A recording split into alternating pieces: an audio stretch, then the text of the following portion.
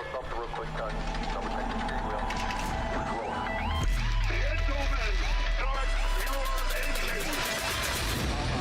Nice and smooth. Get it all done all day long. Got a good feeling about today, guys. Donnie Kite's gonna get through it all and score his first career win in the Saturday Night Racing League Cup Series. What a finish! Too little, too late from behind, and Sebastian Marin, your first repeat top split winner of the qualifying series. He knew it was just a matter of time. Hunter Sr. is victorious. Josh Adams taking the win at Iowa. Juicy Spider Motorsports takes home the 1-2-3 finish.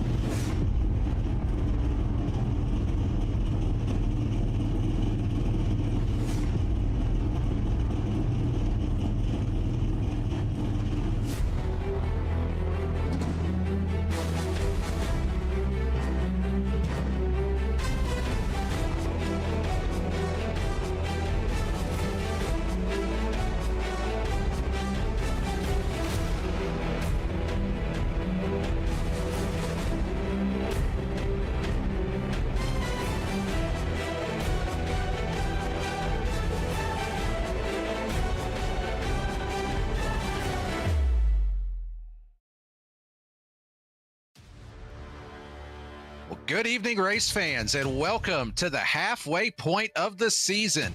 Tonight, we are headed to Charlotte Motor Speedway for race number 8 of the SAVE22 Bet Series. We are quickly approaching the playoffs here as just 3 races remain for these drivers to lock in for a chance at a championship. And we will find out who that next driver is that will punch their ticket here this evening live on V-Speed.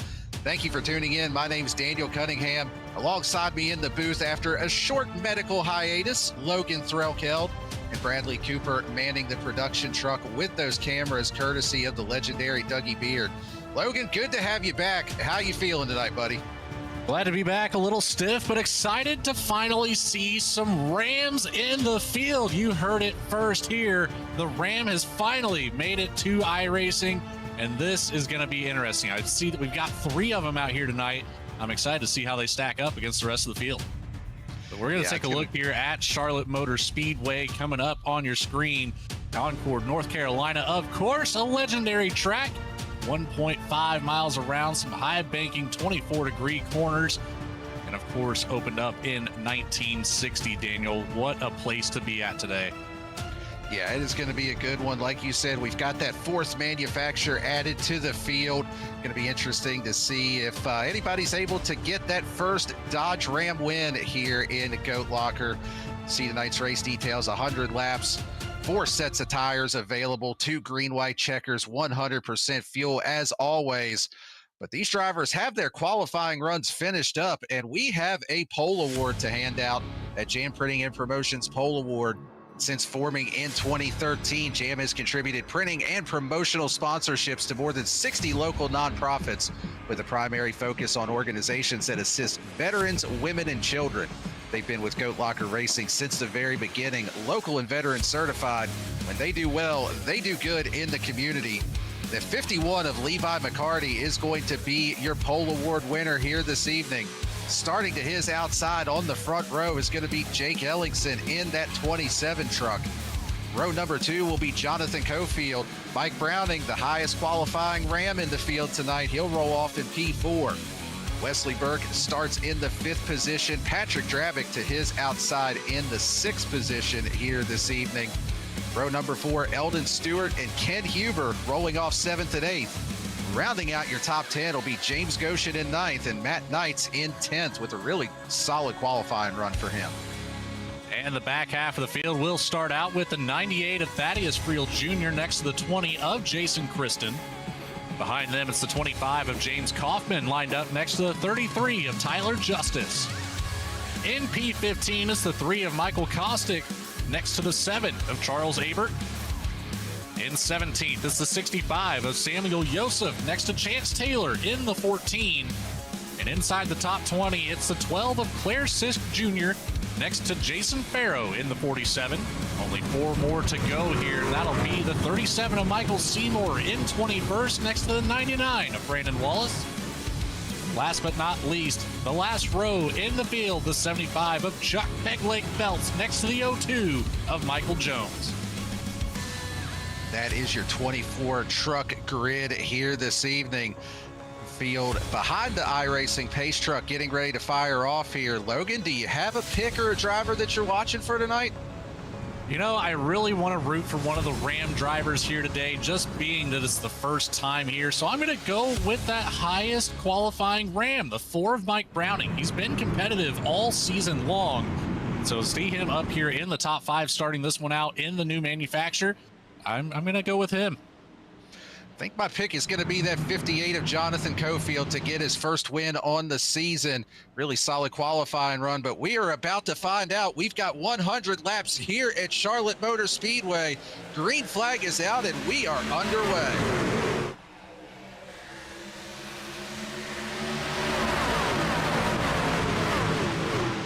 And already it looked like a little bit of a stack up there on that top groove. Looked like just inside the top 10, a couple of those drivers, maybe a little tire spin or just not getting going the way they wanted to. Levi McCarty has already cleared through for the lead. Jake Ellingson and Jonathan Cofield battling for that second position. They are side by side off of turn 4. Tight move there, but Ellingson able to take that second position back after Cofield had gotten it from him over in 1 and 2. I can tell you right now, Daniel, those restarts with cold tires and a cold track surface will be treacherous here, especially on that outside line. Of course, 72 degrees ambient air temperature today, only 75 degrees here under the lights on the surface itself. So look out for the grip once the tires start to warm up, but be careful on those restarts. Yeah, and even in practice, we're seeing a lot of drivers as we've got a battle for the lead here. Jake Ellingson, good run to the inside of Levi McCarty. We'll see if he can make it stick, but McCarty using that high lane to keep some momentum here. Who's Jonathan Cofield going to work with? Is there side by side, or is he going to think about 3 wide? Not quite, but still side by side for the lead here. It almost looked like Cofield was trying to keep those leaders side by side and keep that battle alive. Maybe a little strategy in the mind of the 58, thinking, hey, if I can keep these two side by side for a while, they'll burn up their tires a whole lot faster than I will. Yeah, that is a good possibility. And in practice, saw a lot of drivers struggling with loose on corner exit, especially in this side-by-side scenario, and especially also with a truck tucked up right behind you.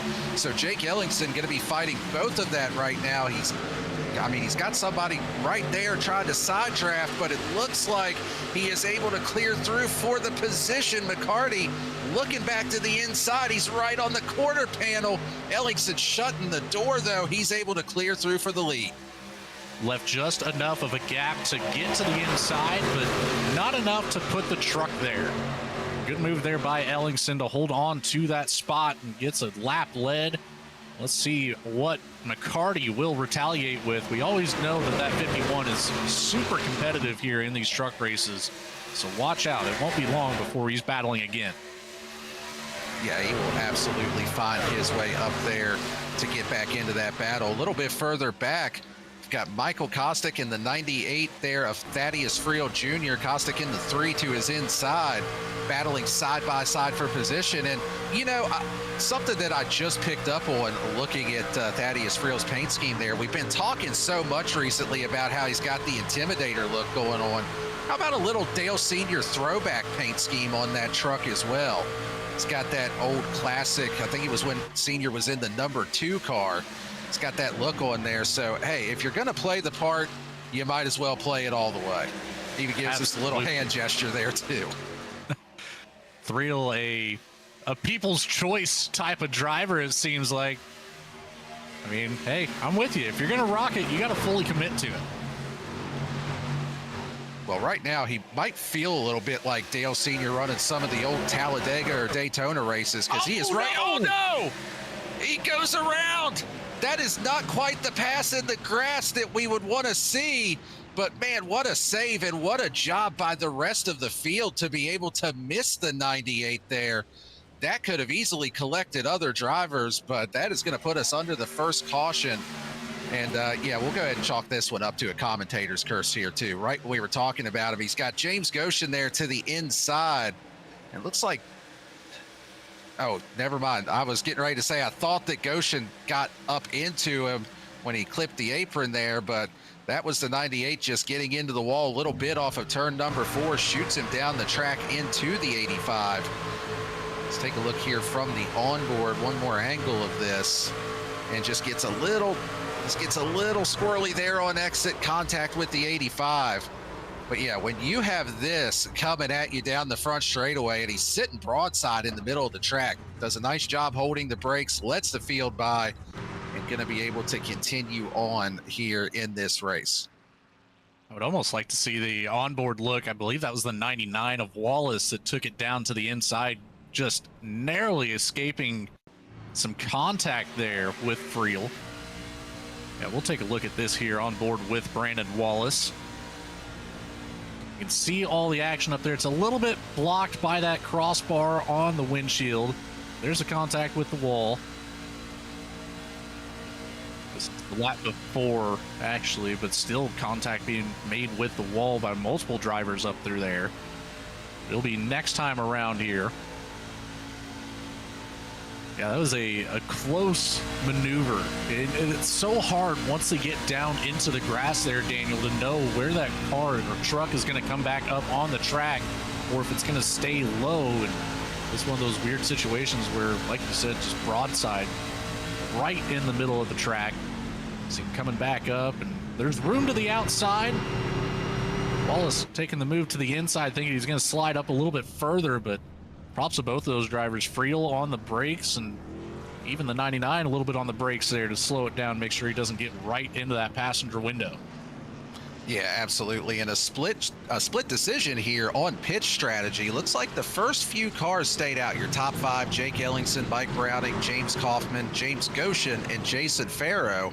Everybody else after that coming down for at least fuel, possibly some 2-tire stops here, trying to play a little bit of a strategy game. And also something I just caught, Logan, there was actually an incident under caution, completely separate incident involving the 33 of Tyler Justice. I didn't quite catch what happened to him, but he was sitting sideways or backwards in the middle of the track there as the field was checking up under that caution.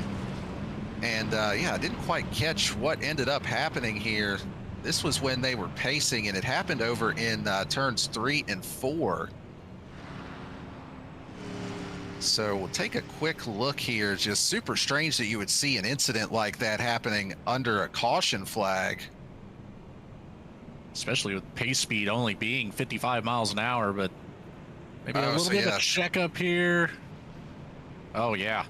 65 there, it looks like, I believe. Oh, and actually a pretty hard hit to the front of that truck there for Tyler Justice. I thought at first he just got spun, but I mean, that is going to give a little bit of aero damage to the front of that car, or front of that truck rather. So that is a less than ideal situation, and it looks like we did initially get the 1 to green, but race control extending this caution to get the running order, I believe, sorted out here. So while we have a moment with this extended caution, let's go ahead and give a shout out to our primary sponsor, the title sponsor of this truck series here, SAVE22. They are a 501c3 organization dedicated to preventing suicide among veterans, active duty personnel, and first responders. Their unwavering mission extends to 4 critical pillars: shield, assist, volunteer, and educate at save22.vet. And we certainly appreciate all their support, not just here with Goat Locker, but also with that veteran, active duty, and first responder community.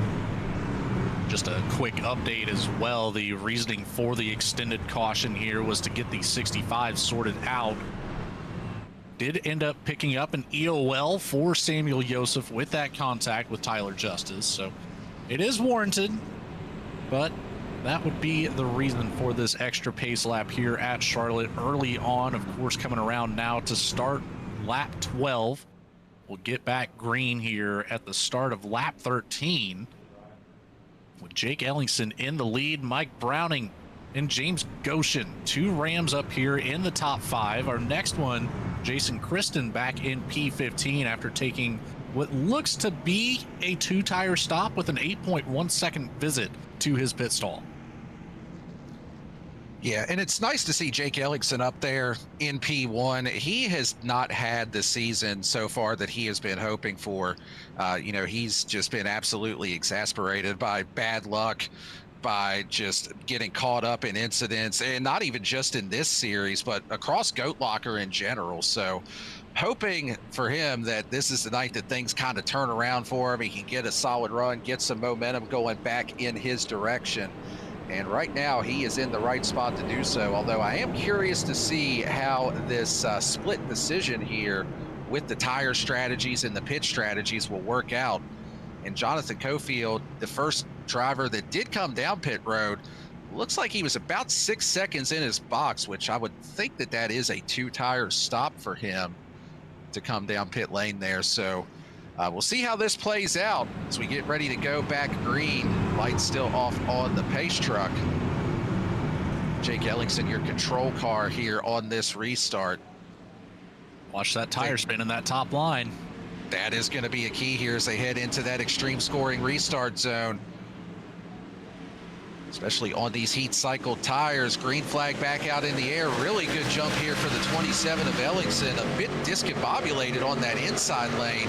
James Kaufman did not get going at all on that restart. He is going to lose a few spots here as Browning, Goshen, and now Jonathan Cofield to the outside looking to clear around him as well.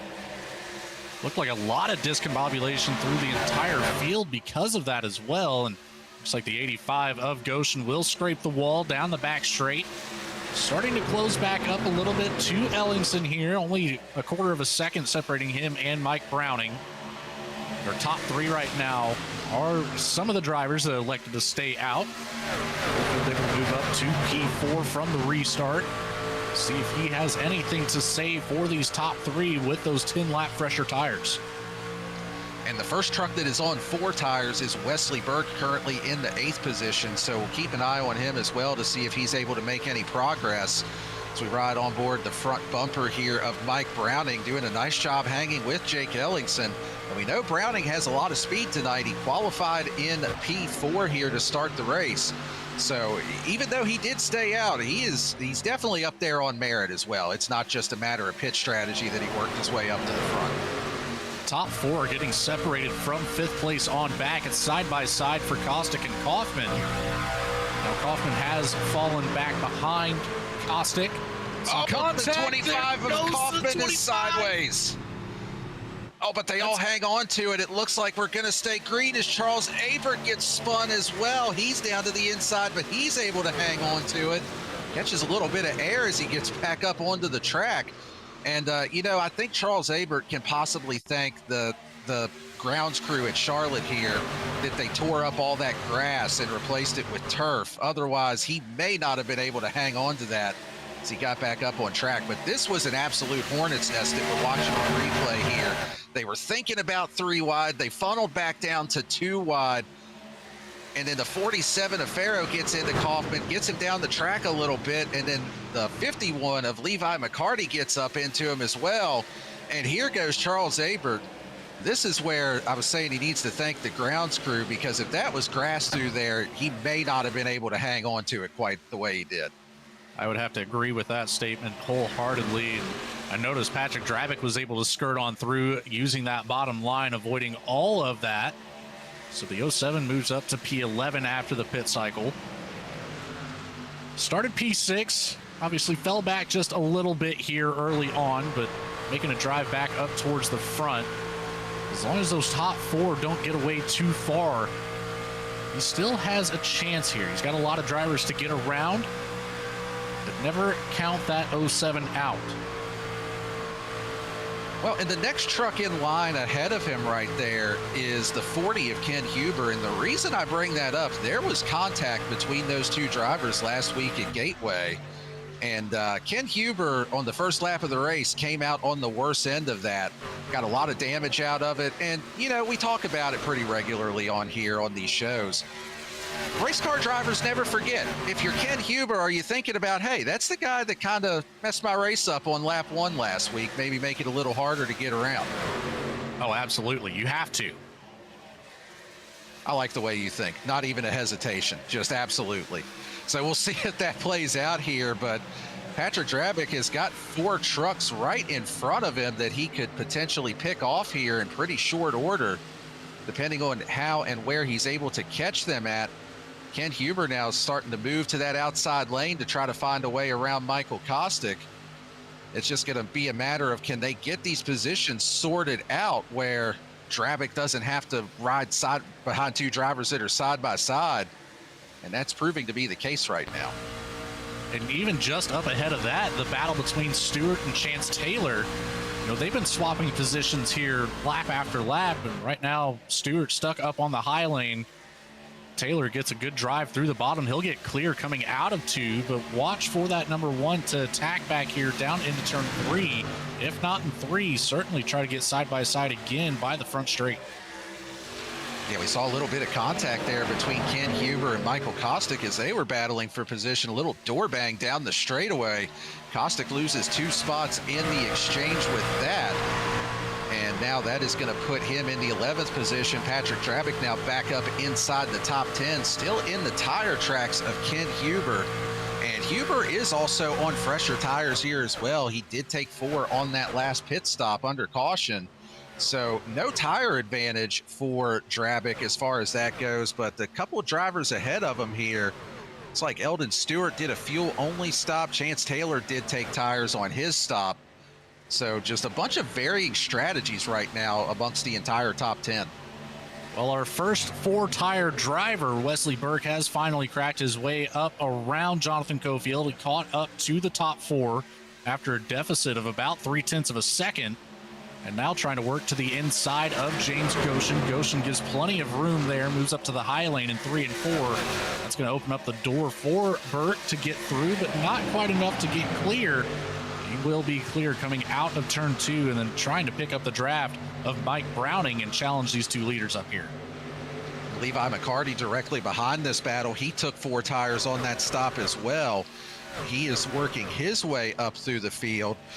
So again, those 4 tires, I think if this goes green, that is going to end up being the call. I think the longer that they go on this run, that tire advantage will prove to be more and more. And Wesley Burke putting them to use right now. He is already up on the back bumper of Mike Browning for the number 2 position.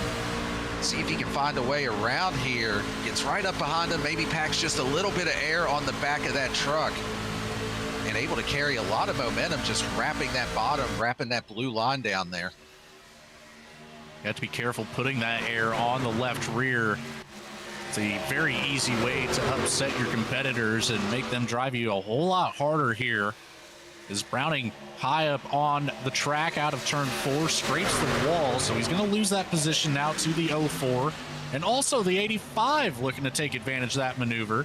He falls down to the inside line, doesn't keep it wrapped around the bottom as well as Burke does. He'll actually end up giving that position back to Browning. Couldn't keep the momentum up coming out of turn 2. Chance Taylor here that we're taking a look at running in the 7th position. Last time by, he was the fastest truck on the racetrack, and he has been moving up through the field. Biggest mover of the race so far, up 11 positions from where he started. Again, one of those that elected to take tires. So he's moving his way up through the field. He's got Ken Huber right behind him, just seems kind of content to work with him right now. And they are closing in on these drivers ahead of them that are on the mixed strategies here. Especially, it seems like right now, Levi McCarty on the 4 tires is just kind of stalled out. He's got these guys side by side in front of him, just really nowhere to go. It's a little early to try to force a 3-wide situation. So you just got to be patient here if you're in that position.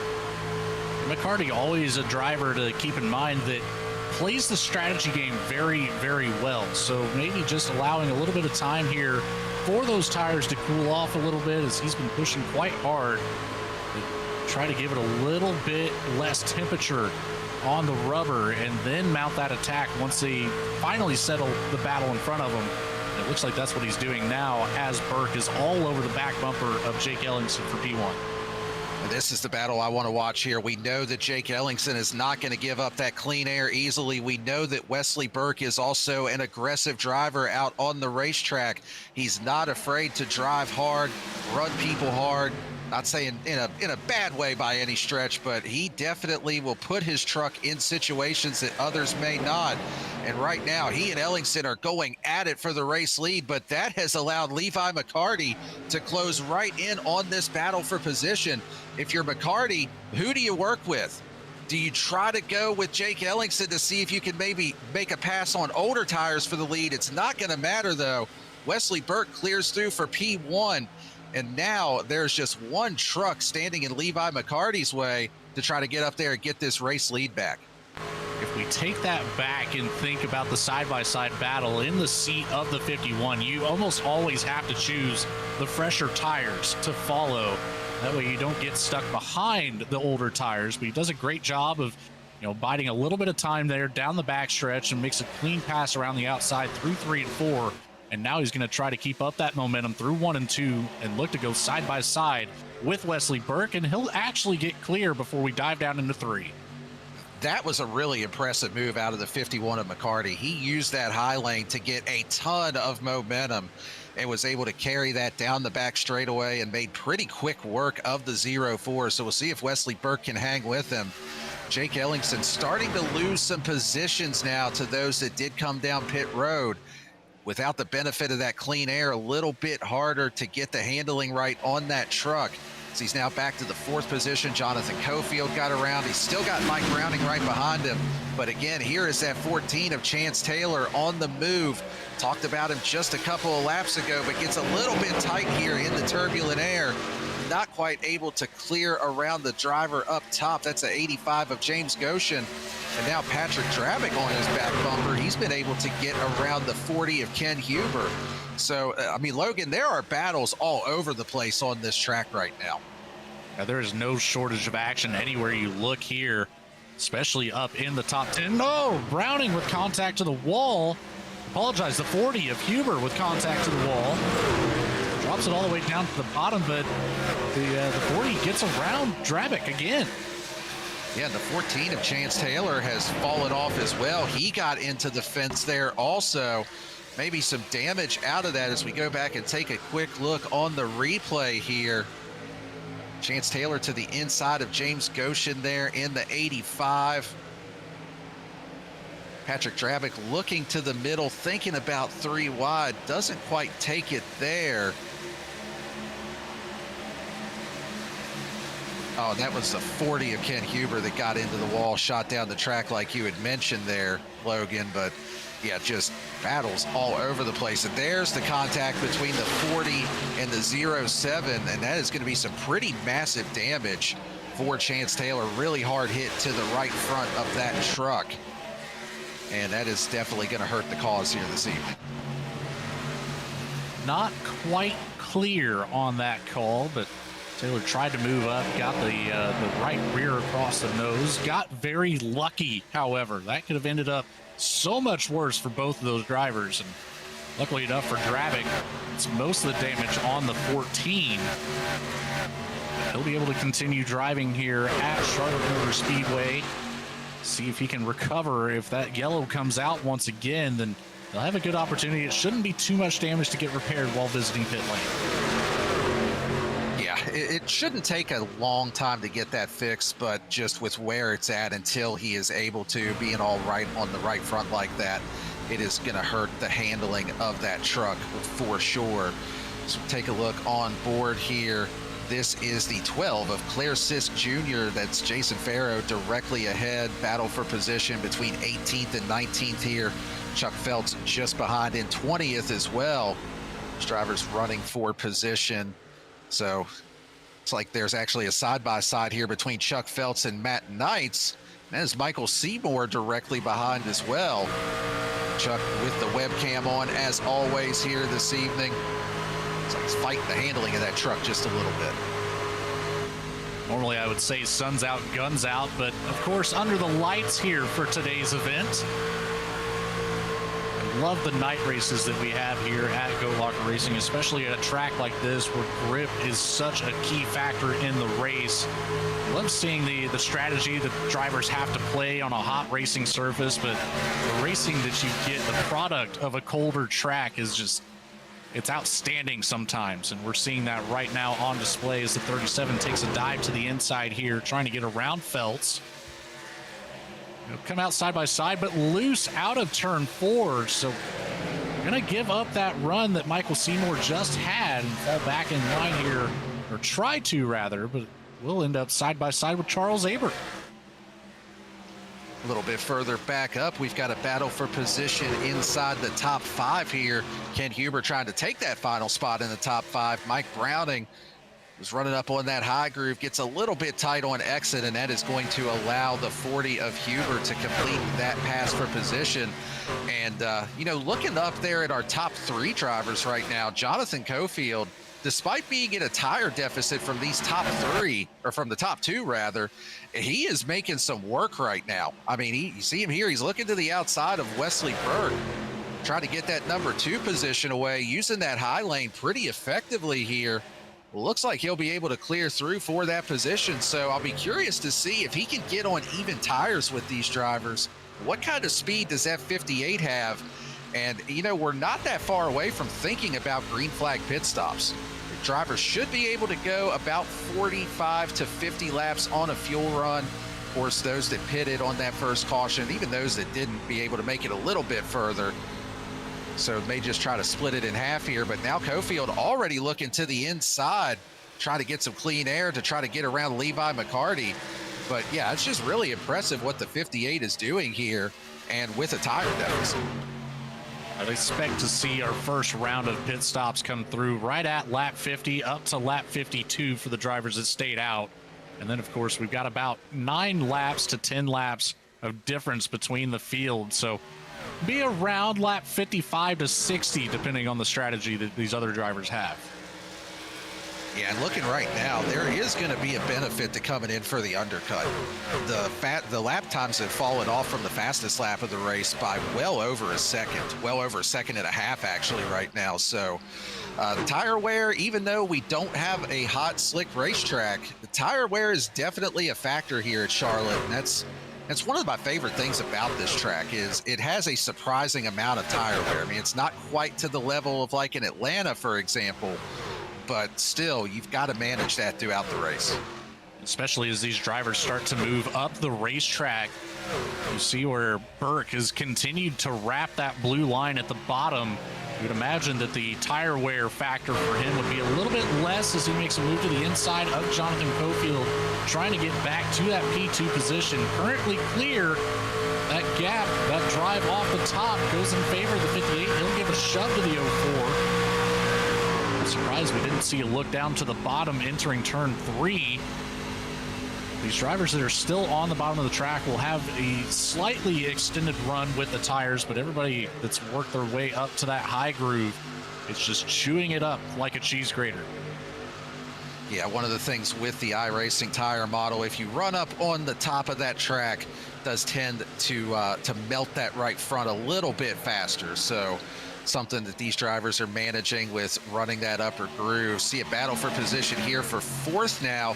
Ken Huber looking to the inside of Jake Ellingson. Ellingson still doing a nice job hanging on despite losing that clean air, being in a little bit of a tire deficit here. Huber on the inside. We'll see if he can complete the pass over in 1 and 2. It does seem like you are able to defend up on that high lane, especially if you can get another truck behind you like Ellingson has here with Mike Browning. If he goes with him down the straightaway, that you can kind of utilize that draft just a little bit. And they are doing that right now. Ken Huber pulls up a little bit trying to side draft, but just not quite close enough to be able to complete the pass yet. I think Ellingson's going to be able to maintain this momentum here off of turn 4. Ellingson doesn't really have a choice at this point. He's pretty well dedicated to the top line until he can get clear of Browning, or Huber rather. I keep getting those two cars mixed up, but Looks like Huber will have a little bit better of a run this time off of turn 2, but still not enough to get clear. This will be one of those battles that will continue until Ellingson is forced to bring it down pit road, I believe. Yeah, and it very well may be that he's just trying to hang on to it until it is time to make that run down pit lane. Just trying to maintain as much track position as he can. But this side-by-side, you can see it. It is allowing other drivers to catch up as well. Browning and Goshen were already there. Michael Kostick is closing in. Patrick Drabick is closing in on this battle. So the more that they run side by side, it's just going to allow these other drivers to close right up on them, as now Huber falls back in line behind the 27. Browning now looking to the inside of Huber. And you've got Goshen here trying to follow as well and decide which lane does he want to go with. And they're not that far removed from having even Eldon Stewart and Tyler Justice closing in on this battle, depending on how long they keep this side by side up. Of course, the 07 bringing up the back of this pack with Michael Kostick just ahead of them. I don't know, there's a lot that can happen here in the next couple of laps, Daniel. We're right at the entry or the beginning portion of this natural green flag pit cycle. We'll see who's going to bring it down right at the start of the back half of this race. Who's going to hold out a few more laps? I'm with you going back to an earlier conversation about the undercut could be a very, very big advantage here. Yeah, it really could. And the one thing with the pitting here is, I mean, it's tricky, especially when you leave pit road. There are some pretty nasty bumps on the exit of 1 and 2 that, I mean, I've spun out leaving pit road here before, so it can definitely happen as we've got a battle for the lead going here between Wesley Burke and the 51 of Levi McCarty. Burke down to the bottom. He's got some momentum, but not quite able to complete that pass. They're going to be side by side down the back straightaway. Almost. Oh, and Burke turns him. They get together, they make contact, and both of those drivers spin to the inside of the racetrack. Jonathan Cofield scoots through with the lead, and that is going to put us under caution here just past halfway. And we will have to cue that back up here on the replay and take another look at this one. Levi McCarty here, like we said, on the outside. He had the momentum down the straightaway. And, yeah, I mean, that is pretty much a textbook pit maneuver right there. I'm speechless. Yeah, I mean, the Georgia State Police would be proud of that when they put it on their highlight reel. I mean, that's pretty much the only thing you can say about that one, Logan. Yeah, that was pretty well a perfect execution. You know, it's not what you want to see on the racetrack. Luckily, both drivers keep it off the wall, but Wesley Burke going to pick up an EOL here from that. And what I hate the most here is Patrick Drabick was the only driver that brought it down pit road, and he's going to be trapped currently one lap down because of this. Yeah, that is really unfortunate for Patrick Drabick. I mean, you hate it for Levi McCarty too, as you know, he loses all that track position, but that is going to open up pit lane here, put Ken Huber now in the second position, and everybody's going to come down pit road here. Luckily with that, the 07 will remain on the track. He'll get the wave around once that call is made, but again, starting at the very back of the field because of this. Let's take a look at some of these pit stops here as Cofield hits his box nice and neat. The 51 hits his box, the 27, the 4. Who's going to drop first and get across that line and take this restart control? The 40 out, but it's going to be Jonathan Cofield in control. Ken Huber will jump up a couple spots because of this. Puts that 40 right next to him.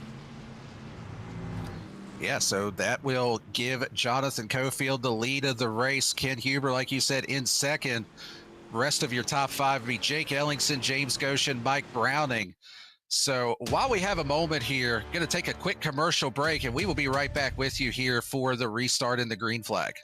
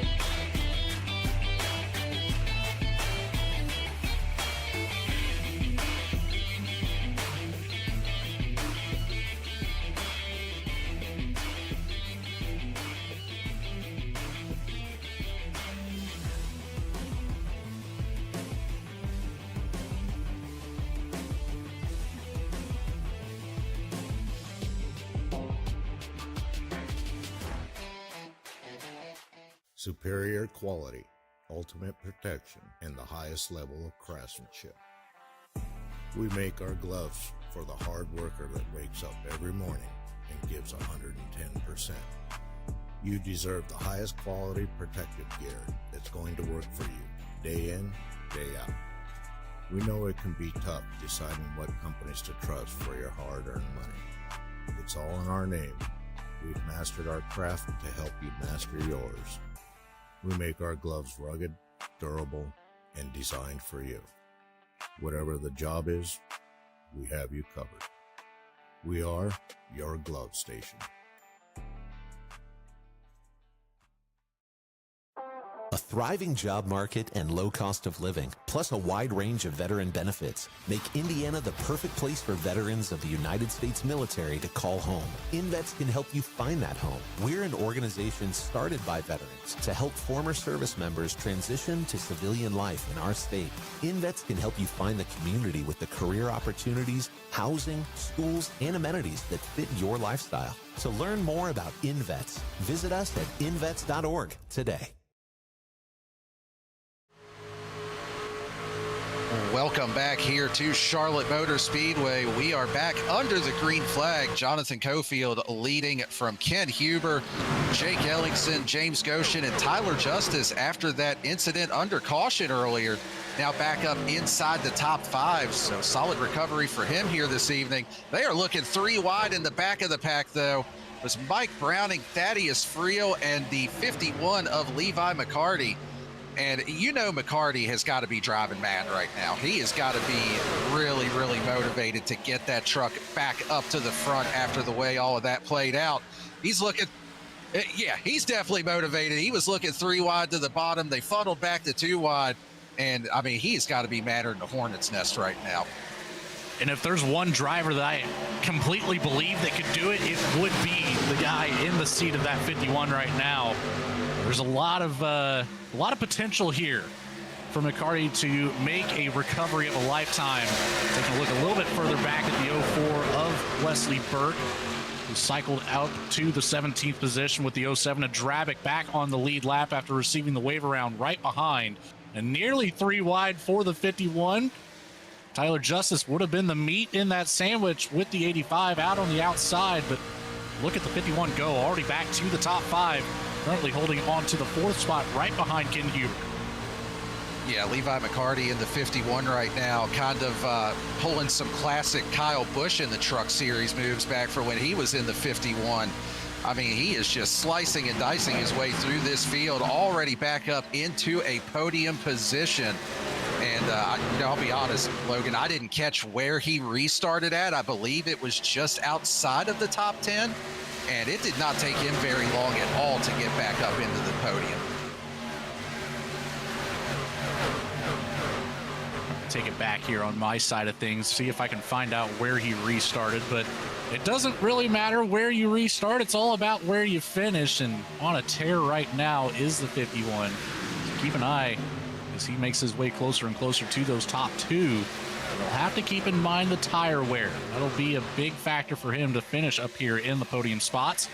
Wesley Burke trying to get to the inside of Chuck Phelps. He'll have that left rear quarter coming across the stripe and keep it down low, wrapping that blue line like we've seen all night coming out of the 04. Yeah, still utilizing that same line that he did when he was running up in the podium positions, but with plenty of traffic to try to navigate here to work his way back up to the front of this field. We see Michael Seymour running in the 20th position, just got around Matt Knights there in the 64 truck, actually makes a little bit of contact with the wall off of turn number 4. So just trying to work his way forward here in that 37. And, you know, Logan, one thing that I mentioned when we were under caution there, I was trying to tee up before we had that caution. Just got to get some thanks in to some of our sponsors here. Nasty's Bar and Grill, one of our great sponsors that we've got here at Goat Locker. And March 21st of 2012, they opened their doors in Hilliard, Ohio. From the get-go, they aim to embody the energy and passion their sons, Nathan and John, poured into their dreams. Nathan's commitment to hospitality ensured that every guest received exceptional food and service.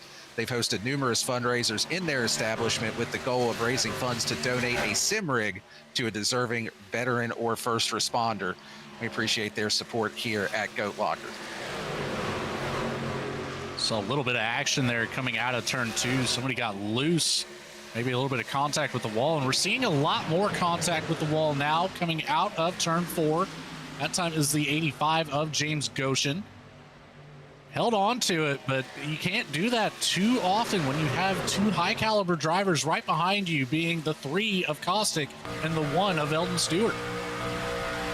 Yeah, a lot of talent right around this battle for position here. See Samuel Yosef, he has worked his way up inside the top 10. First time we've really seen him there this evening as well, back at the back part of this battle. Tyler Justice up at the front of this little gaggle of trucks, and we know that he's probably still got some lingering damage on that truck from that earlier incident, so just got to wonder maybe how much he might be holding up this line right now. So we're on board with Samuel Yosef. He's looking to the inside of Michael Kostick. Thought about 3 wide for a minute. They funneled back down to 2 wide, but he's going to be able to get around the 3 in that pass for position and now work his way up in the 9th. Side by side up ahead of that, Stewart has gotten to the door of James Goshen. A little bit of contact made coming down into turn 1. One has the nose ahead, but no room clears. He'll continue to work the inside, trying to get side by side with Justice, but a huge shove coming from Goshen, pushing the 33 well ahead and almost brought the 4 with him. Mike Browning trying to make something happen here. Yeah, there is just nowhere for these drivers to go. Oh, contact! The 85 of Goshen and the 1 of Eldon Stewart are sliding through the turf in the front straightaway. Yellow flag is out. We are under caution here again at Charlotte Motor Speedway. And I think the 98 of Thaddeus Friel Jr. may have gotten a piece of that as well. But that will be our 3rd caution of the race here this evening. And a chance for us to catch our breath momentarily here, Logan. There was a lot going on there. Actually, I stand corrected. Thaddeus Friel was pretty far behind that incident. It looked like maybe the 85 of Goshen just got tight, got into the wall a little bit, and got down into the 1 of Eldon Stewart. Kind of similar to some other incidents that we've seen here throughout the evening. Goshen was pushing really hard down into the corner. Looks like maybe wasn't expecting the entry of the corner to come up so fast. Got a little loose there mid of turn 4, and then tightens back up and slams into the wall, brings it right back down the track into the door of the 1. Again, a great job by both those drivers to, not send it all the way to pit wall. That turf being a big help there. I got to tell you, Logan, I wish more racetracks would do that. There is one thing that I would say is a criticism of mine with NASCAR, as weird as this may be. I hate when you see vehicles go through the grass. They get spun by somebody else and it just rips the entire front end off of it. Of course, iRacing doesn't have that. But, with Charlotte having that turf down there, if somebody spins you down there, you're not going to rip the entire front end off of it. So I think that's a good change that they made. But you see here a little bit of a split strategy. And when I say a little bit, I mean a real little bit. There were only 2 trucks, it looks like, maybe 3 now, that have stayed out on the racetrack. Most of the field seeing the benefit of those fresh tires. Going to go ahead and come down and pit. Ken Huber stayed out. Trying to see who else that was. I believe it was Thaddeus Friel and Matt Knights, the 3 trucks that elected to stay out here. So, yeah. Oh, and I think that is the 25 of Kaufman that maybe had a little bit of an issue getting into his pit box there. Sideways in the middle of the straight, or in the middle of pit lane, is typically not your ideal pit entry. Certainly isn't. We'll take it back here at the replay. It seems really slow for the pit road speed. It seemed like everybody else was not too sure what happened there. It was self-induced, maybe connection issue possibly. Yeah, that is really, really strange, to say the least. And it almost looked like maybe because I know iRacing gives you the spotter countdown to your pit box now.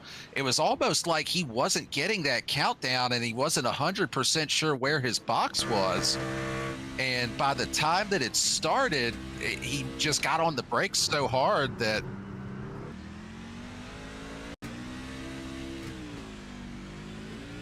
yeah, this is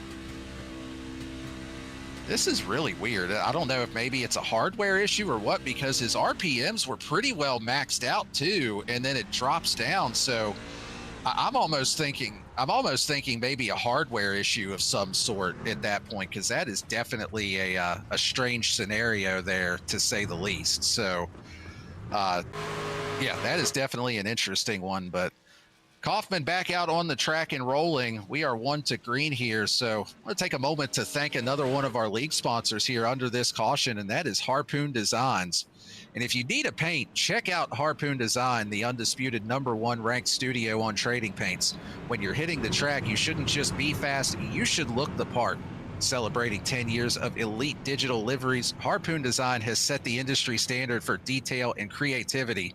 Don't settle for a basic scheme. Have the best in the business wrap your car. Visit Harpoon Design on Trading Paints or head over to their website, harpoondesign.com today, and join the decade of excellence. Well, Daniel, what do you say? Maybe our drivers here can really start to bunker down and maybe take us all the way to lap 100 under green flag conditions.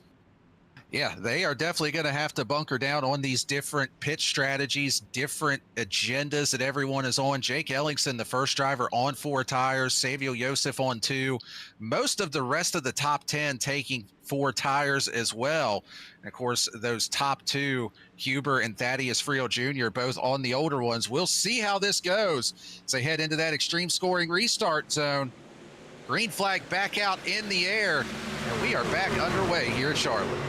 And a great restart for the outside line. Ken Huber gets a massive jump despite that tire deficit. 17 laps on the tires of the 40. Thaddeus Friel Jr. didn't get the best jump, but he doesn't fall too far behind. Side by side as Levi McCarty works around the outside. Jake Ellingson catching up here and will take the inside line away. Back up to P1 for the 27. And that restart could not have gone any better for Jake Ellingson. I mean, he was in the perfect position. He was restarting behind the control car as Ken Huber decided to take the outside lane on that restart. And then he utilizes the fresh tires to get up there and take control of the race. But look who is back in P2. It's Levi McCarty back up there.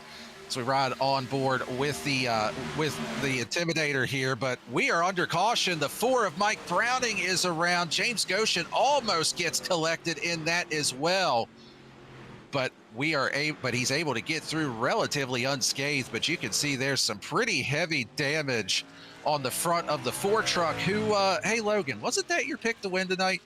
We're not going to talk about that, Daniel. We've already had one broadcaster's curse that we blamed on you. I'll take this one. We're 1-1. Oh, yeah, the 0-2 there. Michael Jones gets into the right rear quarter panel of Mike Browning, and around he goes. It looked like Jason Kristen got a piece of that, and, I could be mistaken, but I think all 3 of the drivers in a Ram in the field tonight were at least somewhat involved with that, as Goshen just gets a piece of it there. Guess you could say they were all rammed in that incident. But I'm going to give Bradley Cooper credit for that when he was in my ear saying they were rammed on that. But yeah, the 3, and you did mention that we've got the Ram tonight in pre-race too, Logan. So is that 2 broadcaster curses in one incident? I don't want to say yes, but I kind of want to say yes. And then I also want to add on, if you can't dodge it, ram it. Yeah. I mean, that's one way to go about it. And, the front end of that Chrysler product there looking like a 300 for Mike Browning. So, I'm sorry, Logan. It's okay. Everybody at home is probably thinking, what the hell are these guys talking about up here in the booth tonight? Well, it's just the product of, multiple cautions here. Of course, this one being our 4th one. So it's not terrible on the night, but they seem to be coming in a slurry right now. It's just, I don't know. I'd like to see a really good green flag run here to end this one out as we're closing in on just 25 laps to go shortly. Be nice to see a good battle here between Ellingson and McCarty, but Ellingson right now with 29 laps led, a little over a quarter of the race in control for him. I want to say Levi McCarty very close to that number as well, 23 on the board for McCarty. So it's up in the air right now of who will get that extra bonus point of most laps led on the night. And it'd be nice to see a battle for that. Yeah, absolutely. And while we got a second here, let's go ahead and do a quick recap of your top 5 and just the different strategies that they are on right now. So Jake Ellingson, Levi McCarty, they pitted on that last caution. Both took 4 tires. Thaddeus Friel is on 20-lap old tires. Tyler Justice in 4th. He's on the same agenda that Ellingson and McCarty are on. And then in 5th place, Samuel Yosef, he took 2 tires on that same caution that most of the other leaders pitted. And Yosef also running a tribute scheme tonight. They're running an Old Dominion scheme, and I believe that was somebody that was lost in an incident on campus there that is featured on the hood of that truck. So cool tribute that he's running with that, and be nice to see him get a really solid finish with that as well. But we are 1 lap away from going back green here. Your race leader, Jake Ellingson, electing to take the top lane on this restart, trying to utilize that momentum, trying to keep control of this race. He'll have Tyler Justice lined up directly behind him.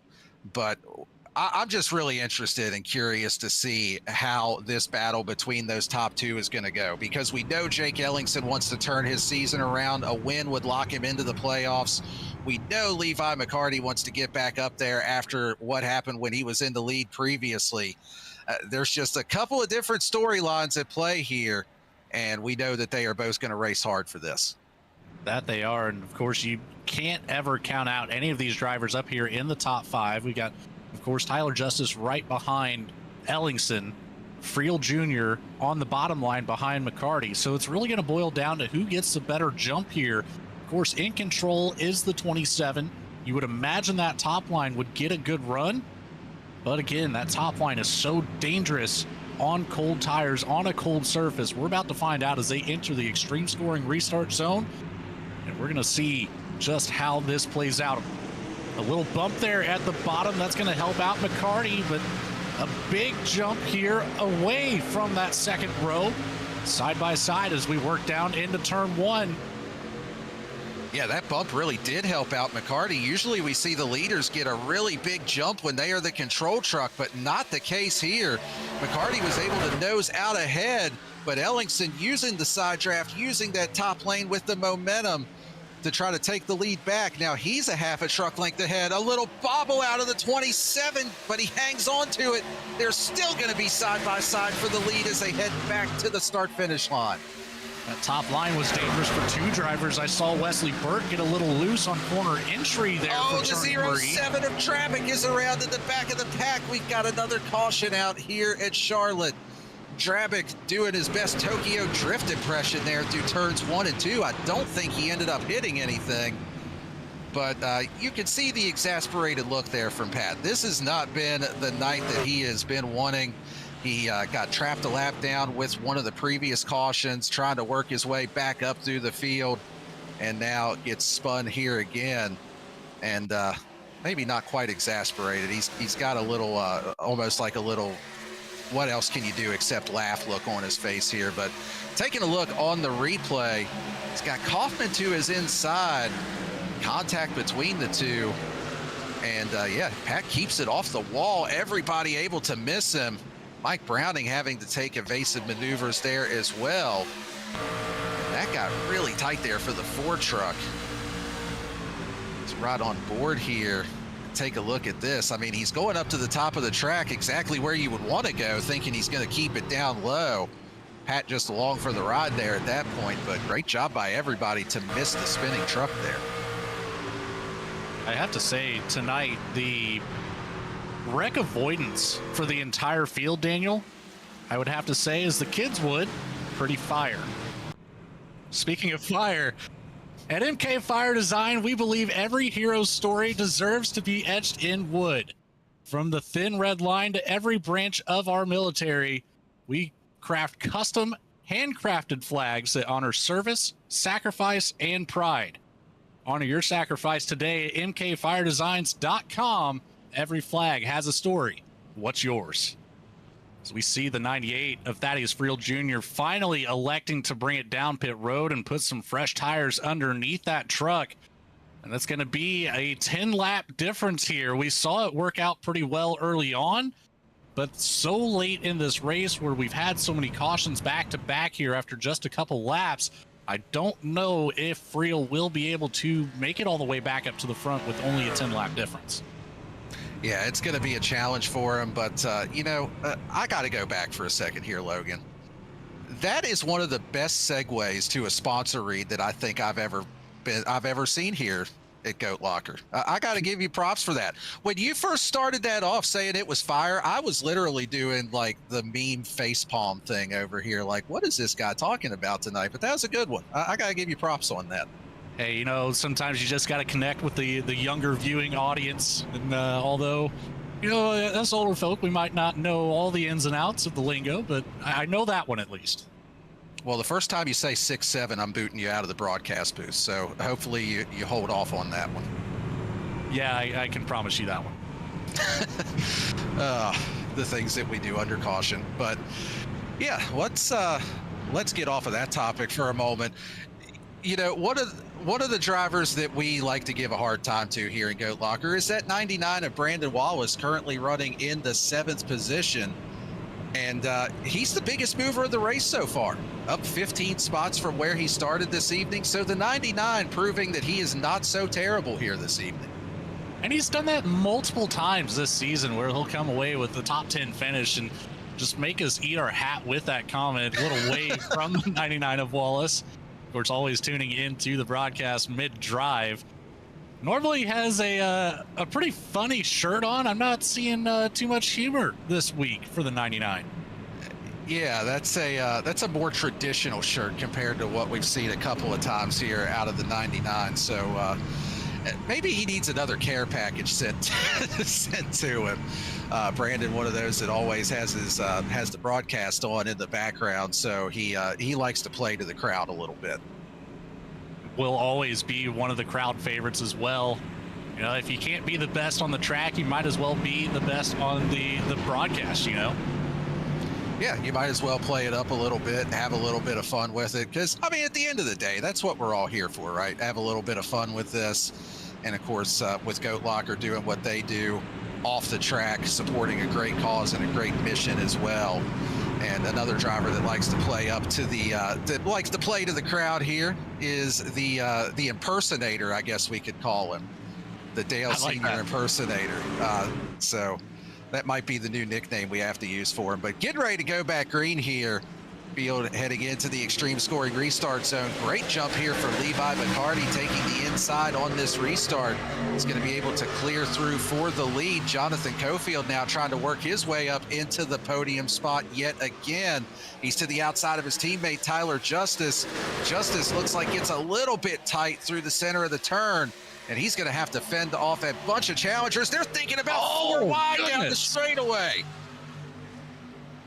An offset 4 wide, and it falls back to a 3 wide. Burke on the outside. A lot of they're loose looking 4 condition wide right again behind as Goshen gets into the wall and bounces around. So is the 37 of Seymour.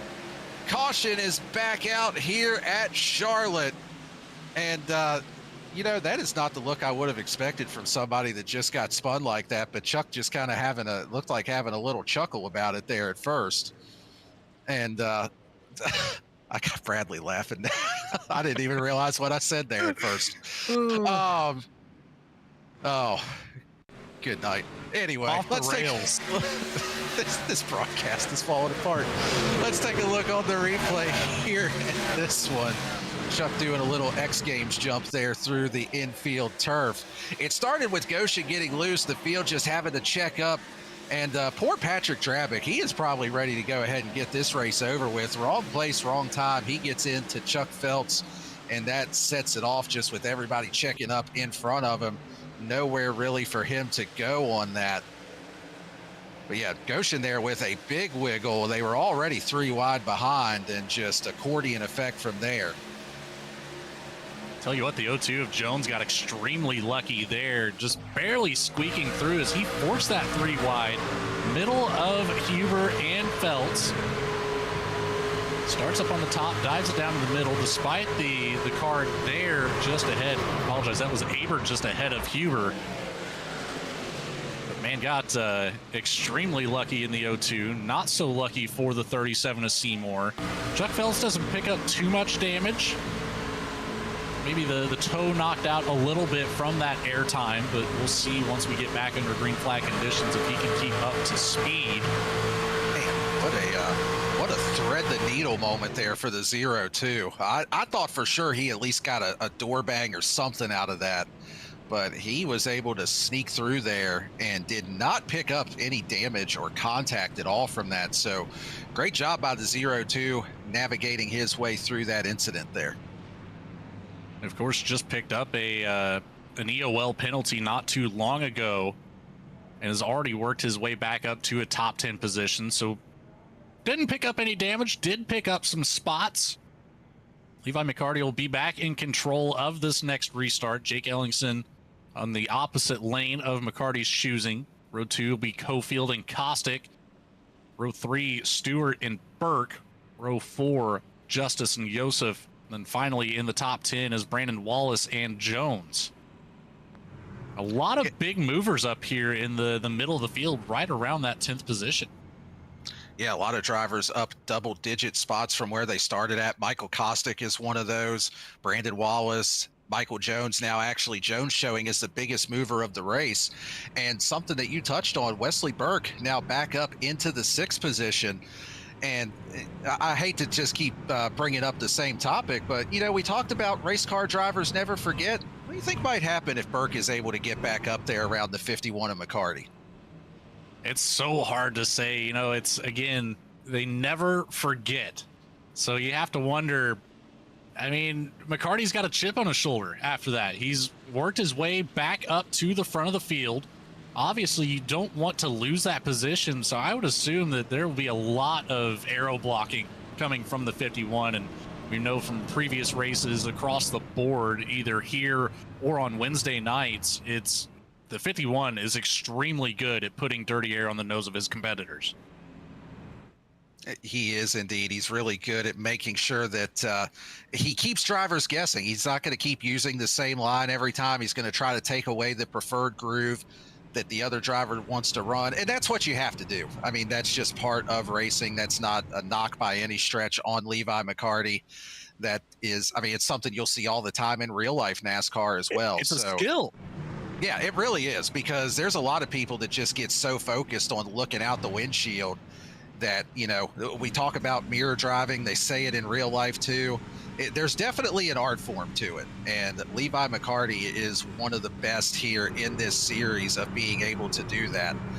But we've got just under 20 laps to go, going to be about 15 to go when we go back green here. We'll see if we can get a green flag run to the end and let these drivers battle it out there on the racetrack. Levi McCarty, your control truck. Jake Ellingson to his outside. Row 2 teammates, Jonathan Cofield, Michael Kostick. Got Eldon Stewart and Wesley Burke in row 3. As the field gets ready to head back into that extreme scoring restart zone. Getting down to the end of this race. We are getting close to crowning a winner here this evening. Green flag back out in the air. Great jump from McCarty. Jonathan Cofield able to time it up really well there also. Looks like he's going to be able to clear Jake Ellingson for the 2nd position. And we'll see if he's able to put some pressure on Levi McCarty. We talked about how fast that 58 was on the long runs. He's got the momentum down the straightaway, looking to the inside. A lot of ducking and weaving going on through the middle of the field too, but Cofield down to the bottom. He got the nose just ahead. McCarty, a hard charge off the top of the corner, gets right on by. Just to recap, Jake Ellingson to the grass, pulling a Dale Sr. there with the pass in the grass. Looking to the inside, and he is now alongside the 58 of Cofield. What a move from Ellingson. I was just about to recap on the comment I made earlier about McCarty and Ellingson battling for the most laps led today. So we take a look back at that move through the grass. That was a risky maneuver, but of course we've touched base on the turf being a big aspect of this track. And all the way, all four wheels down on that turf. If that's grass, that's going to do some damage.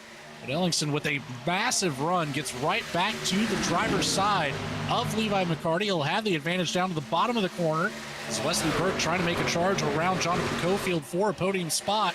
Cofield slams the door shut, and Kostick will get a good drive off of turn 4, get back around the 04 as Eldon Stewart tries to follow here. Stewart falls off just a touch, but no room for Burke to move up the track. Side by side, still at the front, nose to nose is McCarty and Ellingson. Yeah, this is going to let Cofield close right back up on this battle as well. The longer that they run side by side, punching that massive hole in the air as McCarty gets into the wall just a little bit there. That's going to open up the door for Jake Ellingson looking to the inside. Cofield now going to go down to the bottom with him, but Ellingson not quite clear. McCarty still hanging on the outside there, but he's able to clear up in front. Little slot job on corner exit. Very tight racing here.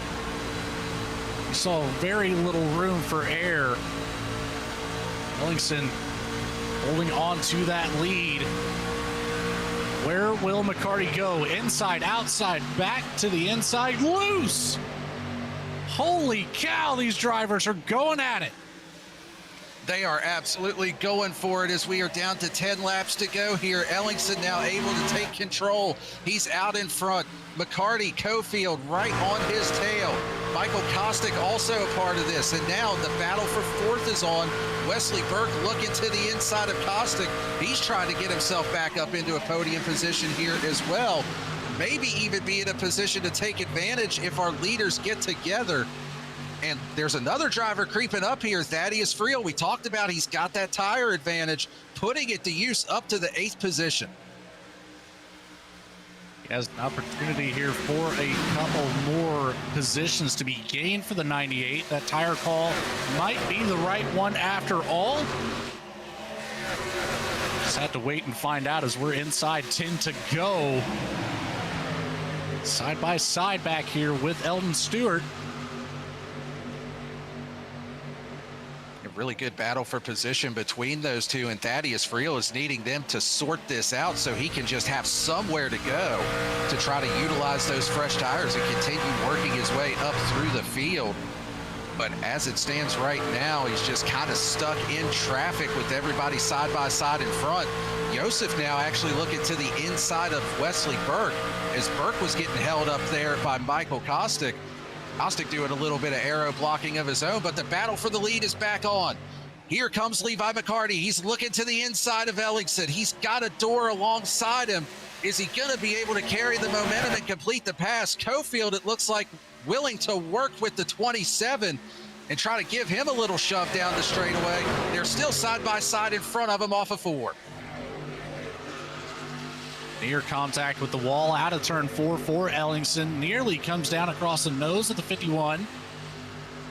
Oh, Cofield was thinking about 3 wide, but there goes sideways at the bottom of the track. Yellow flag is out, and oh, big contact in the back of the pack. The 33, the 07 of Drabick involved. Brandon Wallace gets caught up in it as well.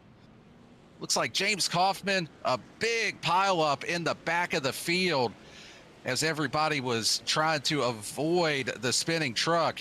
And I think Patrick Drabick's going to call it a night after that one. It looks like he has, he's actually disconnected the steering wheel, and he said, yep, I think that's enough iRacing for me for one night. So we'll go back and take a look on the instant replay of this one. This is actually behind the original incident because the incident was for the 98 of Thaddeus Friel.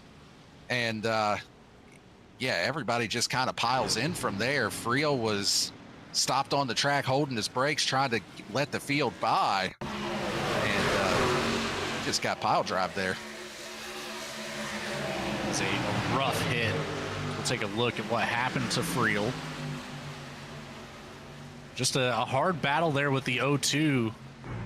Friel came down the track, and then Patrick Drabick full speed right to the rear bumper. That is a really massive hit there, and this will be a good view of it from Drabick's onboard as we get ready to go over here into turns 1 and 2 where this incident took place. Should see, here goes the 98 to the inside. And I don't think at that point the caution was out, and Drabick may have been thinking that he was going to stay up a little bit higher up on the track. And again, if the caution wasn't out, I didn't see the exact moment that it did come out there, but if it's not quite out yet, I mean, you're not gonna start checking up that early for an incident. So just a really, really unfortunate circumstance there for all the drivers involved. It seems like it was very close to the point of contact here between the 07 and the 98 before that yellow flag finally waved. See the 33 of Justice gets collected as well from behind. I would have to deem that one the big one, Daniel. Yeah, we don't normally see the track blocker big ones here at Charlotte, but yeah, that one would certainly qualify here this evening.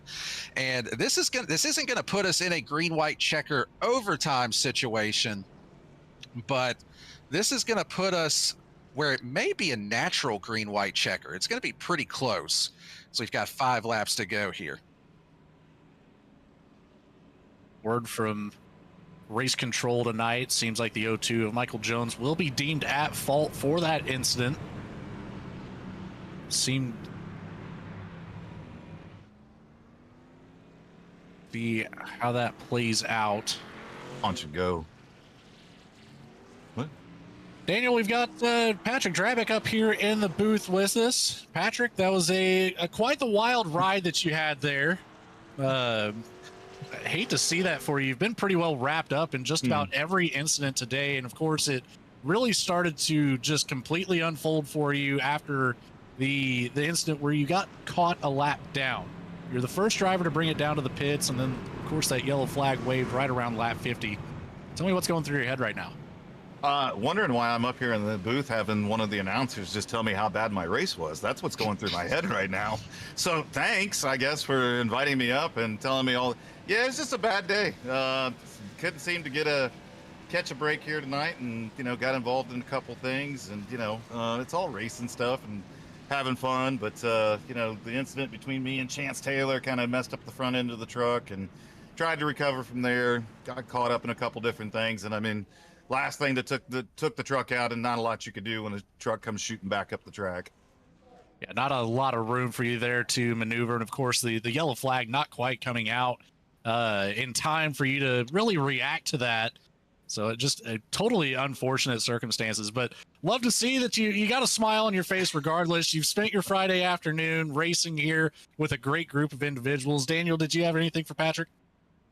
No, I was just going to say when you asked why is the commentator up here asking you about how bad your race was, blame Bradley. He was the one that was like, hey, I'm going to bring Pat up. So he just got wrecked out of the race. Grab that guy. Look, I'm just going to say, if you go back and watch this broadcast, it went off the rails about 50 laps ago. So fair enough. Yeah. So we figured, what the hell, we'll just keep up with the theme here this evening and bring you up for an interview. Love it, man. Well, thanks for dragging me up here, man. It was fun while it lasted, but I'm going to sit here and root on that number 27 Lincoln Tech truck, and hopefully we can see Jake Ellenson bring home the win here tonight. Don't think you'd be the only one to say that. Thank you for your time, Patrick. We'll catch up with you next week. All right, see you guys. There is a little bit of a curveball here this evening. Not something that we normally do, but hey, you never know what's going to happen here around V-Speed. And Logan, it looks like race control did have to extend that caution for an extra lap. So this is going to put us in a natural green-white checker situation. And it's going to set us up for a shootout here to the end of this one. It might get extended here again. Actually, just saw an incident between the 37 and the 98 at the very back of the pack. I'm not too sure if they'll have time. It looks like they should have time to catch back up. But the 37 into the back of Thaddeus Friel Jr. Yeah, just it looks trying to catch they're- back up to the field. Looks like they are not going to extend this one. So field getting ready to go back green here. This is just a quick recap of what happened. The 98 was also given an EOL for that incident. And yeah, like you said, just trying to catch up and gets into him. But field in the extreme scoring restart zone, the 27 of Ellingson, your control truck. Looks like a little tire spin there out of the 27. Both of them. That is going to allow the 51 of McCarty to stay right on his outside. 2 laps to go here at Charlotte. They are side by side for the lead. Jonathan Cofield also right there. Who's he going to go with? Or is he going to think about taking it 3 wide? He is. He 3 wide does. for the lead down the back straightaway. Cofield to the inside. Ellingson in the middle. Who's going to give? Who's going to clear for the lead? There's still 3 wide. Coming out of turn 4, looks like we're going to take the white flag, brought to you what a by move. Glove Station. What a move by McCarty. Now there's still 3 wide for second. McCarty to the race lead. Cofield to the inside of Ellingson for second. Exactly what the 51 wanted to see as he starts to stretch this lead out and pull away. Still side by side between Ellingson and Cofield. Further back, Mike Browning just went into the catch fence on the back straightaway. No cautions on the last lap. We are still green. Off of turn number 4, Levi McCarty, the spin and win. He's going to recover and bring home P1 here this evening. Ellingson finishes in second. Jonathan Cofield going to round out your podium, and they are now stacking them up after the checkered flag in turn 1. Man, what a finish. What a move down the back straightaway. And yeah, there's another incident I wanted to go back and take a look at because Mike Browning got more airtime than a skateboard at the X Games down the back straightaway and ended up in the catch fence. And I haven't the slightest idea how he pulled that off. Oh, man. The comments today from you, Daniel, have me cracking up right now. We'll take it back here at the instant replay. Looking at that 4, gets right across the nose there. Chuck Phelps does I don't even know any skateboard tricks. Maybe he'd be a little bit better at that, but ends up doing a grind there on the catch fence. Yeah, that was a pretty good kickflip that he did right there. I think we can call it that. I mean, this is the onboard. This is going to be shades of Ricky Bobby. Yeah, I'm upside down. This isn't good. And then gets hit by Tyler Justice there. Gets up in the air again. And, I mean, just nowhere that Justice could go in that incident. And, yeah, that was calamity for a lot of drivers there on the last lap of this race. And I don't think I've ever seen a truck take off like that at Charlotte. I mean, at Daytona, Talladega, yeah, you'll see that. But just perfect circumstance there for him to be right on top of the 75 truck there of Chuck Pegleg Phelps and flipping through the air on the back straightaway. Just wow, what a wreck. Maybe the Ram doesn't have the roof flaps installed just yet. I just want to say that is a perfect 10 out of 10. Stuck the landing. Yeah, that even that get a 10 out of 10 from all the judges. Even the Russian judge would give him a 10 on that one. I mean, this just right up underneath of it goes the 75 truck. Sticks the landing, and then poor Tyler Justice back there. Just nowhere for him to go. And, yeah, what a way to end it here, Logan. There was even another incident that was just behind that, too. I caught from the onboard camera with the 75. And, of course, here's all the calamity after the checkered flag waved. I'm not too sure who that was on the back straight. I know it was a yellow truck. I almost want to say maybe it was the 20 of Kristen. I'm not too sure. Here it is with coming across the line, the 40 of Huber, the 65 of Samuel Yosef, who does come home P5, so not a bad way to finish that race. Just slightly backwards after the fact. Yeah, still a really solid run coming home in P5 there. And I think this might be a Bradley Cooper favorite here, watching this replay down the back straightaway of the 4 just going airborne a couple of different times there. And Yeah, just what a great race, though. What a great finish. Great battle there on that final run to the checkered flag. But we're going to take a quick commercial break, let these drivers finish up their celebrations. We'll be right back to get a word with our top 3 podium finishers right after this.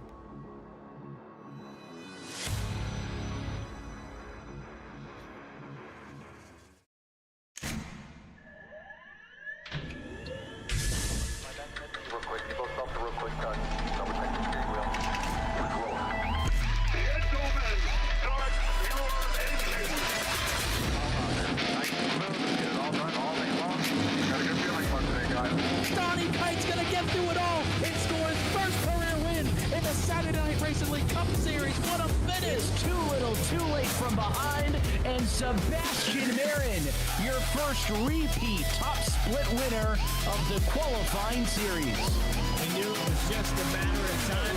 Hunter Sr. is victorious. Josh Adams taking the win at Iowa. GC Spider Motorsports takes home the 1-2-3 finish.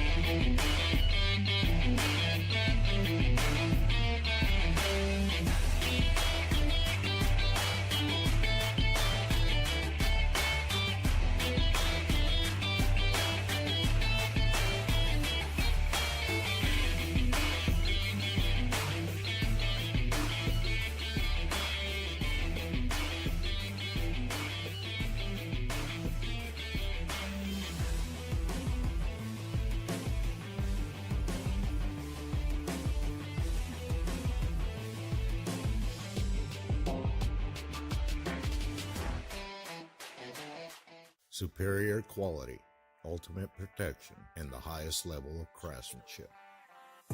We make our gloves for the hard worker that wakes up every morning and gives 110%. You deserve the highest quality protective gear that's going to work for you, day in, day out.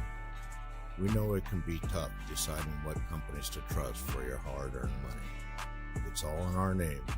We've mastered our craft to help you master yours. We make our gloves rugged, durable, and designed for you. Whatever the job is, we have you covered. We are your glove station. A thriving job market and low cost of living, plus a wide range of veteran benefits, make Indiana the perfect place for veterans of the United States military to call home. InVets can help you find that home. We're an organization started by veterans to help former service members transition to civilian life in our state. InVets can help you find the community with the career opportunities, housing, schools, and amenities that fit your lifestyle. To learn more about InVets, visit us at invets.org today.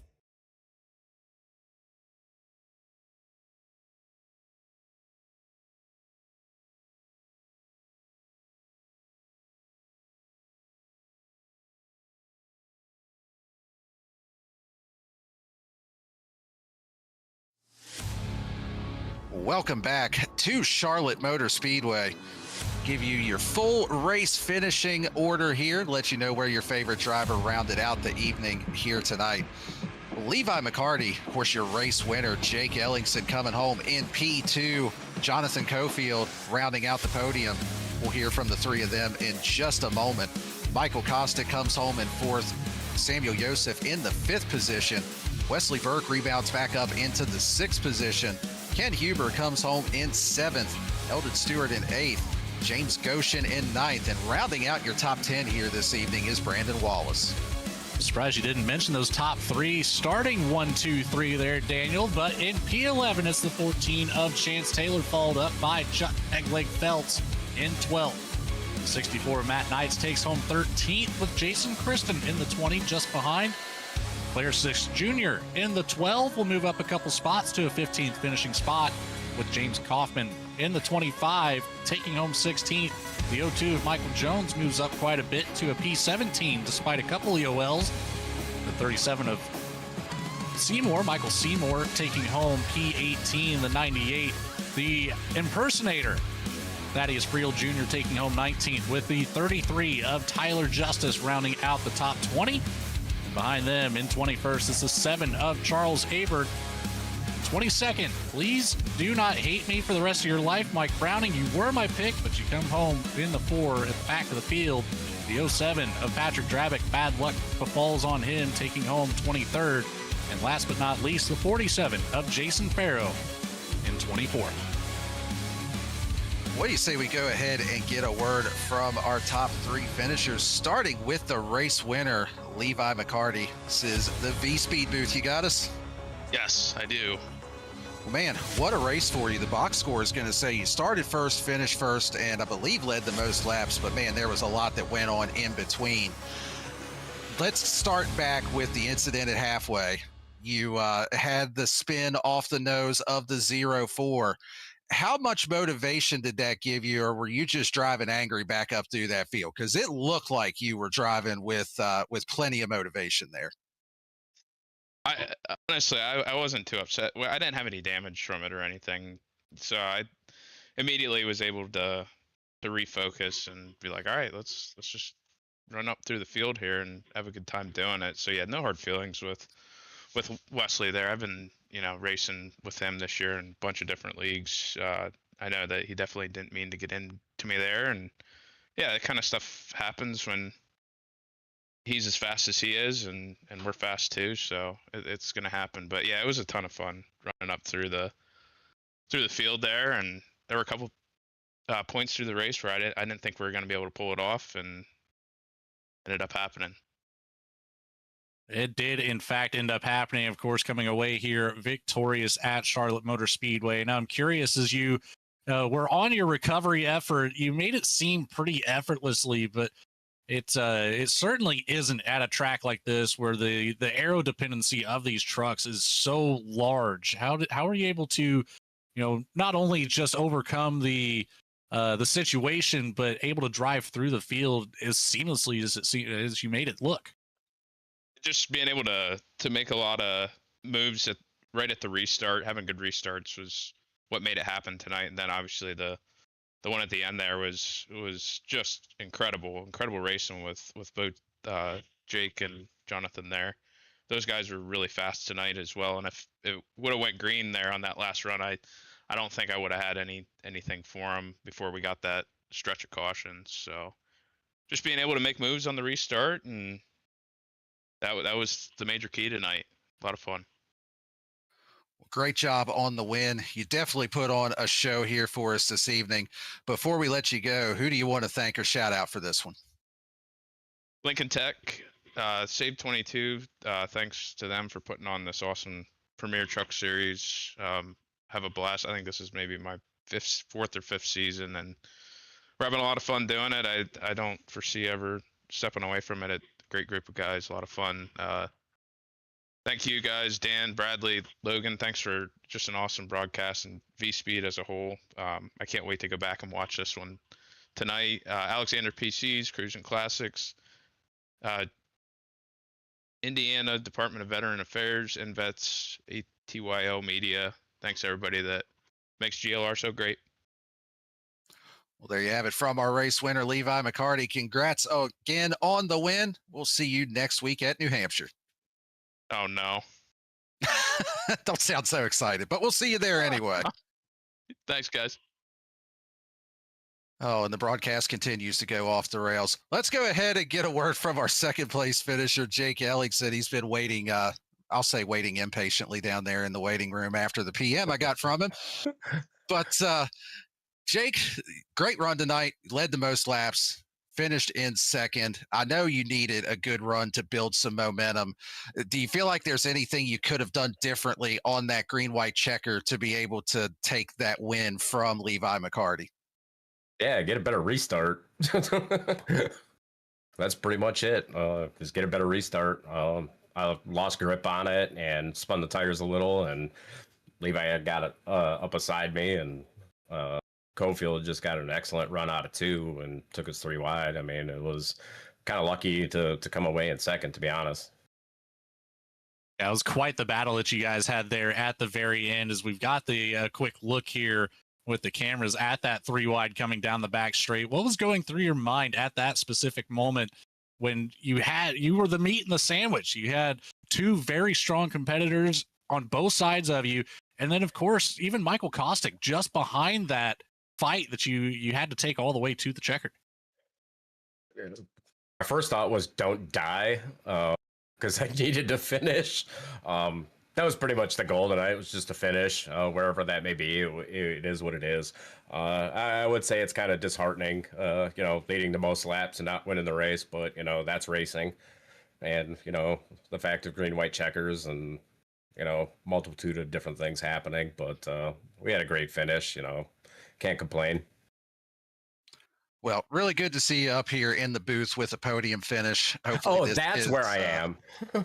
Yeah, that's where you're at. You're up here in the broadcast booth. It's been so long since we've had you up here. I mean, you forgot what this place looked like. Not a frequent occurrence. Yeah, hey, and the best part is, unlike last season when you were up here, your mic actually worked this time. Yeah, So, that is the truth. So, I mean, we're on the ups right now. Yeah, well, congrats on the second place finish, buddy. Hopefully this is the start of a good stretch for you. Before we let you go, who you got to thank for this one? Definitely got to thank Lincoln Tech for putting their name on this number 27. Always happy and always proud to get them a nice podium finish in any of the series that they have the name on the truck. Then I got to thank the title sponsor, SAVE22. Great organization. The Department of Veterans Affairs, InVets, ATYL, Jam Printing Promotions, Alexander's PCs, Cruiser Classics, GCR Sims, MK Fire Designs, and you guys at V-Speed, volunteering your time to come in here and put on an amazing broadcast for us schmucks. And last but not least, I can't thank my beautiful wife and my wonderful daughters for allowing me to come out and have fun with you guys.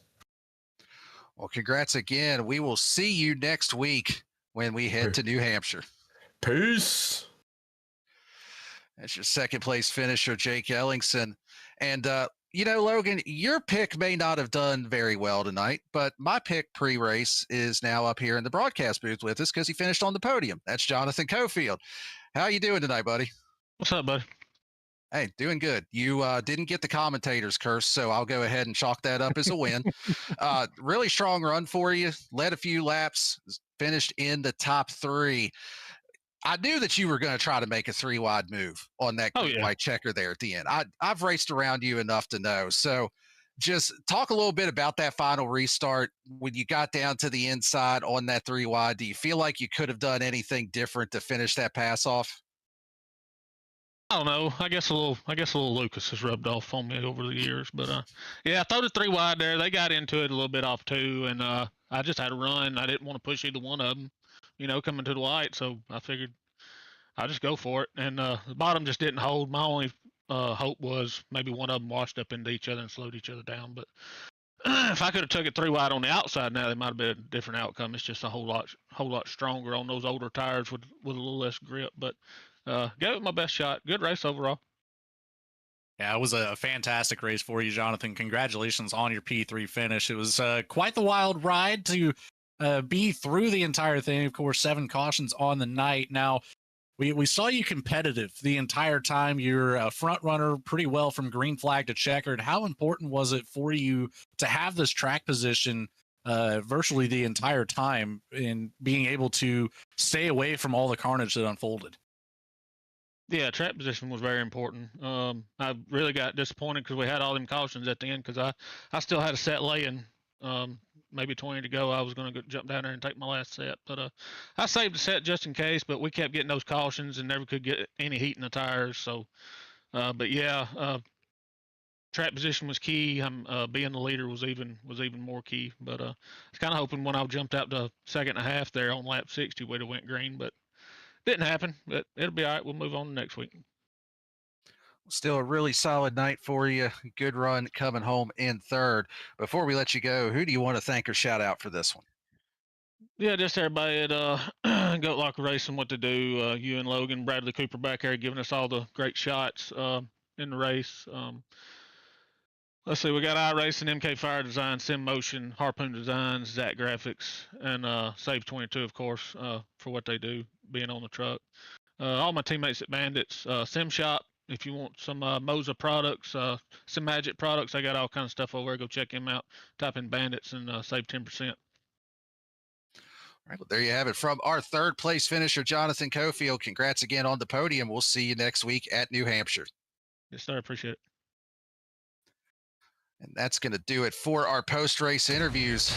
Logan, I think wild might be an understatement to describe this race tonight for a variety of reasons. Just, I mean, it was definitely interesting from start to finish. Yeah, I mean, we had carnage all over the track at the start-finish line, across the grass, in pit road, down the back straight. We had trucks in the fence. It was just crazy to say the least. But you know what's going to be even crazier is next week taking this group to a flat track. Yeah, if it is anything like what we experienced Wednesday night in the Next Gen League here in Goat Locker, we are in for a good one. Just 2 more races left until we hit the playoffs. New Hampshire and Old Atlanta, the good Atlanta. Those are the last 2 to set our playoff field. And we've got Bristol and Vegas for the first round, Iowa and Kansas for the round of 8. And Homestead with, of course, that Easter week break in there in between to give these drivers some time to reset before those playoffs. And it is going to be a great run to the end of the season here.